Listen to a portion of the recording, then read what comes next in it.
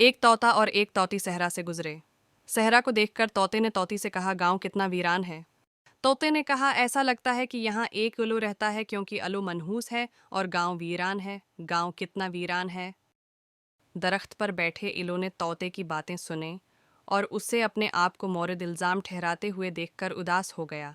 लेकिन उसने दोनों से कहा, ऐसा लगता है कि आप दोनों यहाँ नए हैं। आज रात मेरे मेहमान बनो और मेरी दावत खाओ।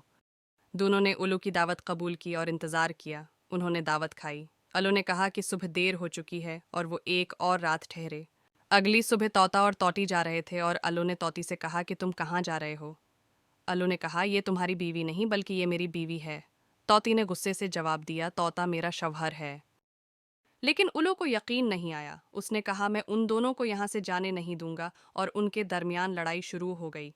एक कौवा वहां से गुजरा और बोला, लड़ाई न करें, जज से अपना फैसला लें, वो सही फैसला करेगा।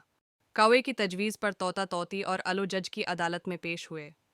उल्लू ने खफिया तौर पर जज को रश्वत की पेशकश की, जिस पर उसने उल्लू के हक में फैसला दिया और तौती को उल्लू के हवाले कर दिया। तोते ने रोना शुरू कर दिया और जाने लगा और उल्लू ने कहा, अकेले न जाएं और तोती को अपने साथ ले जाएं। तोते को हैरत हुई और उसने उल्लू से कहा, जब मेरी बीवी को मेरे पास लौटाना था तो तुमने मुझे परेशान क्यों किया? तुमने पहले क्यों नहीं दिया? उल्लू ने कहा, इसमें कोई शक नहीं कि वो तुम्हारी बीवी है और रहेगी। लेकिन जब तुमने उल्लू की वजह इस गांव की वीरानी बताई तो मैंने तुम्हें सबक सिखाने का फैसला किया। अब मेरे अल्फाज याद रखो, जब इंसाफ खत्म हो जाता है तो गांव या शहर या मुल्क वैरान हो जाता है और उनकी देखभाल करने वाला कोई नहीं बचा होता।